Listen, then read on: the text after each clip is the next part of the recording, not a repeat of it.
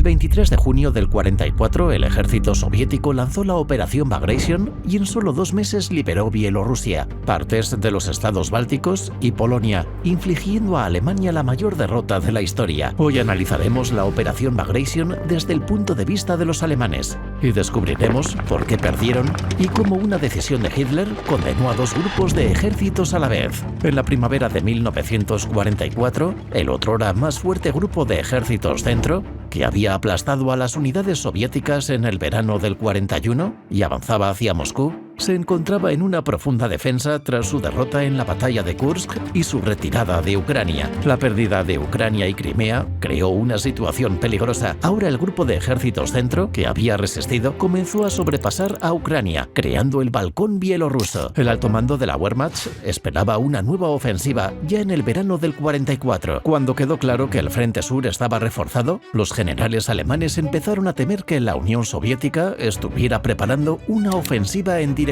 al grupo de ejércitos Ucrania del Norte, lo que fue confirmado rápidamente por los datos de inteligencia. El teórico avance de las tropas soviéticas hacia Varsovia y más al norte plantearía la cuestión de la supervivencia de los 2 grupos de ejércitos alemanes, norte y centro, ya que les cortaría el suministro. El comandante del grupo de ejércitos norte, Walter Model, fue el que más se pronunció al respecto y consiguió refuerzos retirados del frente de Bielorrusia.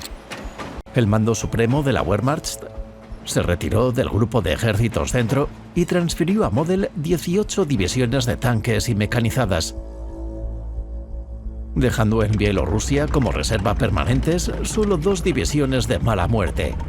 El comandante del grupo de ejércitos centro, Ernst Busch, junto con su jefe de Estado Mayor, creían que el balcón bielorruso no podía ser defendido por un número tan reducido de efectivos, y una posible irrupción en el mar Báltico podría provocar el colapso del frente y la derrota en la guerra. Por lo tanto, el cuartel general del grupo de ejércitos hizo planes que preveían una retirada gradual de las tropas hacia el oeste, lo que reduciría significativamente el frente bielorruso y permitió compactar las filas e incluso crear reservas. Pero la retirada de un territorio tan grande no le convenía a Hitler. Creía que acabaría por minar la voluntad de lucha de Finlandia, que también se retiró de Leningrado, y bajaría la moral de sus soldados, ya cansados de la guerra aparentemente interminable. En su lugar propuso una táctica completamente diferente. En la orden número 11, Hitler anunció una estrategia de ciudades fortaleza que retrasarían el avance soviético al retener fuerzas sustanciales. Aunque esta táctica ya había fracasado en Ucrania, Hitler insistió en que actuarían como rompeolas y detendrían al ejército rojo. La indignación de los generales no tenía límites. Muchos de ellos se quejaron de que esta táctica era obviamente perdedora. Como ya había demostrado la experiencia de los combates en Ucrania, el ejército soviético simplemente aplasta cualquier ciudad rodeada, condenando a su guarnición a la muerte o al cautiverio. La única excepción fue Ternópil, de la que consiguieron salir varios cientos de soldados. Además, tales tácticas privaban a la Wehrmacht de la capacidad de maniobrar y llevar a cabo una defensa móvil. Pero Hitler no estaba convencido. A principios de junio, desde el frente, comenzó a recibir noticias alarmantes. Uno tras otro, generales informaron sobre el aumento de las tropas en sus áreas y también aumentó el número de aviones soviéticos. Pero todos los militares de alto rango estaban de acuerdo en que la Unión Soviética estaba preparando solo un ataque de distracción, porque no había rastro de reservas estratégicas necesarias para un gran avance. A partir del 19 de junio comenzó en el territorio de Bielorrusia un sabotaje sin precedentes y hasta ahora el mayor cometido por los partisanos. Para entonces, controlando incluso algunas partes del país, en el transcurso de varios días, inmediatamente antes del comienzo de la Operación Bagration, realizaron más de 10.000 explosiones de las 40.000 previstas, pero fue suficiente para que durante varios días el grupo de ejércitos centro-alemán quedara completamente paralizado y el suministro interrumpido.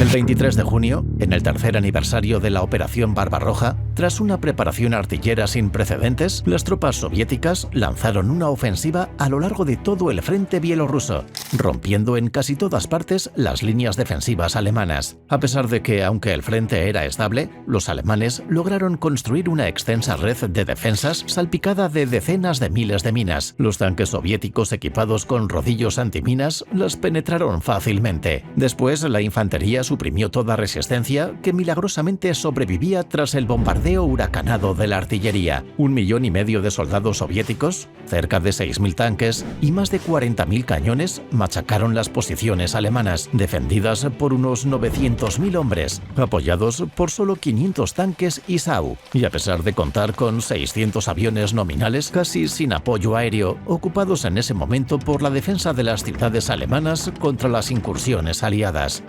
Cuando el mando alemán se dio cuenta de la magnitud de sus errores de cálculo, las unidades soviéticas ya habían tomado Vitebsk, Brobruisk y Mogilev, previamente declaradas fortalezas por Hitler. Como dijeron los generales alemanes, nadie iba a atacar de frente. Las unidades soviéticas simplemente rodearon las ciudades y continuaron su ofensiva. Como resultado, partes de los ejércitos noveno, cuarto y tercero de la Wehrmacht, todas las partes que defendían el balcón de Bielorrusia, fueron rodeadas. En golpes rápidos, en el plazo de una semana, el ejército soviético había tomado las 3 ciudades y, de acuerdo con el plan preliminar, se preparaba para una ofensiva sobre Minsk. El Stavka había logrado formar 2 enormes garras que rodearían Minsk, obligando a los alemanes a abandonar la ciudad o perecer. Los éxitos del ejército soviético se debieron, por supuesto, a su ventaja numérica en hombres, tanques, aviones y artillería, pero esto se debió en gran parte al éxito de la operación de camuflaje llevada a cabo en vísperas de la ofensiva. Durante varias semanas seguidas, el mando soviético hizo todo lo posible para crear la apariencia de estar preparando una ofensiva sobre Varsovia, sobre el grupo de ejércitos Ucrania del Norte. Se crearon innumerables maquetas y falsos almacenes, puntos de control y otras cosas. Durante el día, columnas de material abandonaban el frente bielorruso para dirigirse a la retaguardia y luego regresaban al amparo de la noche, creando la falsa impresión de que el mando soviético se preparaba en esta zona exclusivamente para la defensa. Además, en esta operación, casi por primera vez en los 3 años de guerra, la Stavka, siguiendo el consejo de Rokossovski, se apartó de la táctica habitual de un único ataque principal. Dado que el terreno en Bielorrusia está cubierto de pantanos, ríos y lagos, la concentración de esfuerzos en una sola dirección conduciría sin duda a atascos. Los soldados se respirarían literalmente en la espalda y, entrando en la batalla uno a uno, perderían el impulso ofensivo. Por lo tanto, el ejército soviético esta vez dividió las tropas y atacó desde 2 direcciones en Vitebsk y Bobruisk. Los éxitos logrados por el Ejército Rojo hasta ese momento mostraron claramente a Hitler la magnitud de la derrota, tras lo cual ordenó enviar todas las reservas para ayudar al grupo de ejércitos centro en retirada. Pero ya era demasiado tarde. El 9º ejército ya había sido prácticamente derrotado, no estaba organizado y se retiraba hacia el oeste. El 3er ejército de tanques, tras las graves pérdidas sufridas en Vitebsk, apenas podía crear problemas serios. Y el 4º ejército, al cruzar el río Berezina, fue cercado después de que el ejército rojo hubiera cerrado el cerco y tomado el objetivo principal de la operación, la capital bielorrusa, Minsk. Y pronto se produjo una tregua temporal. La caída de la capital bielorrusa reveló una vez más al mundo la verdadera política alemana hacia la población de la URSS. Más de 500.000 de pueblos fueron quemados. Solo en el distrito de Minsk se descubrieron 9 campos. En ellos se mantenía prisioneros de guerra, judíos y otros miembros no deseados de la sociedad. Según tristes estadísticas, solo en Trostianets fueron asesinadas más de 200.000 personas. En la misma Minsk, así como en otras ciudades ocupadas, se crearon guetos, donde según diferentes datos fueron asesinados hasta 90.000 judíos. En total, en el territorio del país se encuentran 260 campos que se cobraron cientos de miles de vidas.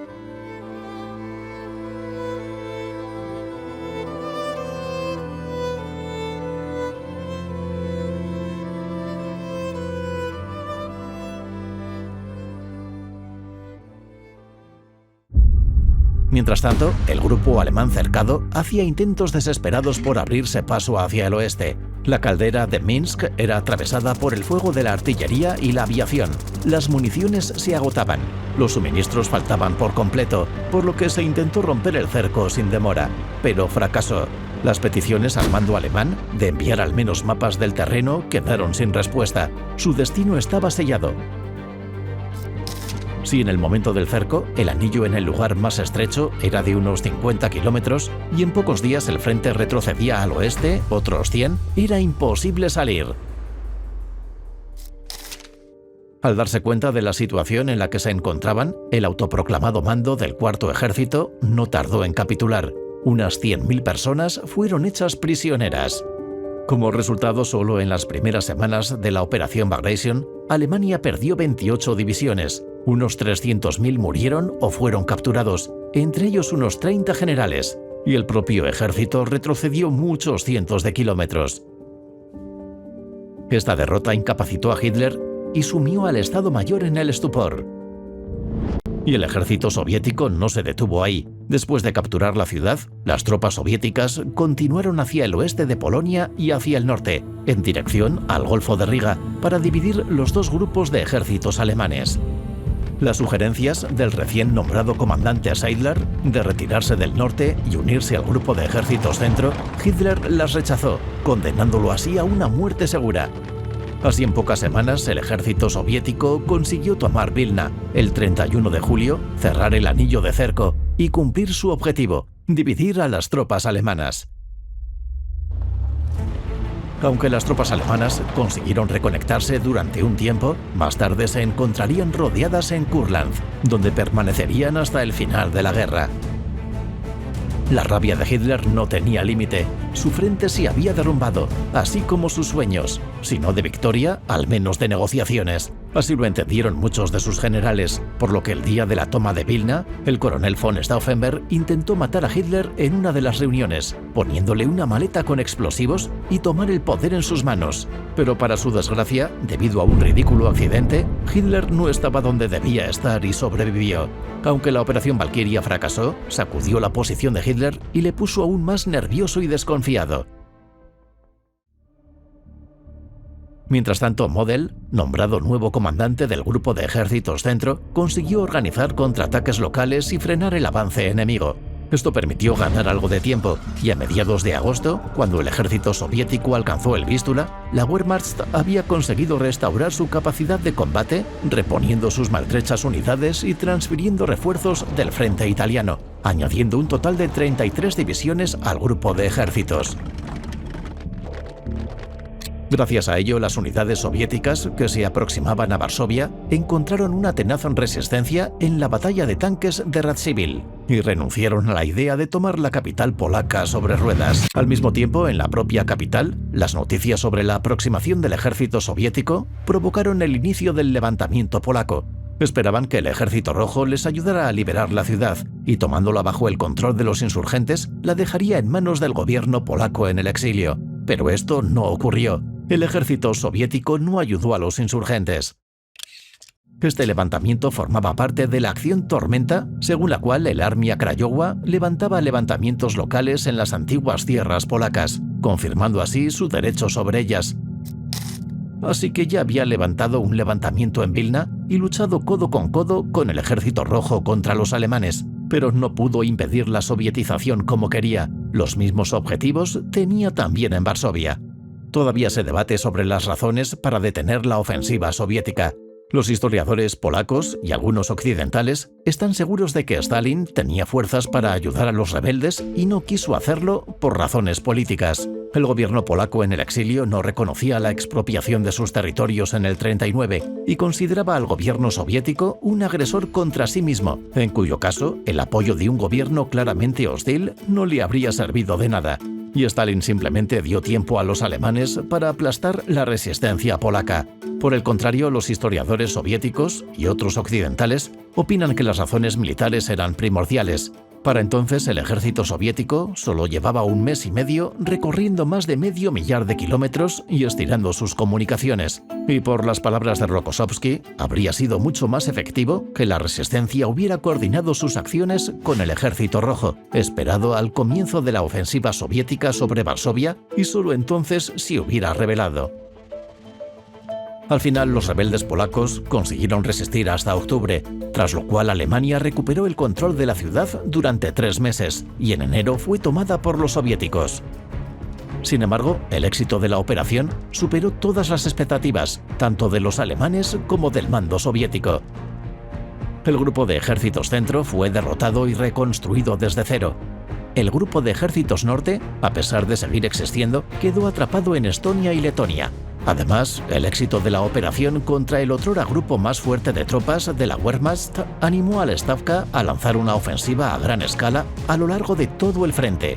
Quizás, si hubieran descubierto la operación de desinformación soviética, el curso de la historia habría sido diferente. Pero para entonces, de una forma u otra, el destino de Alemania estaba sellado y Bagration no hizo sino acelerar su caída. Suscríbete al canal y danos tu like. No te pierdas el desembarco en Italia desde el punto de vista de los alemanes y el frente occidental en 1940.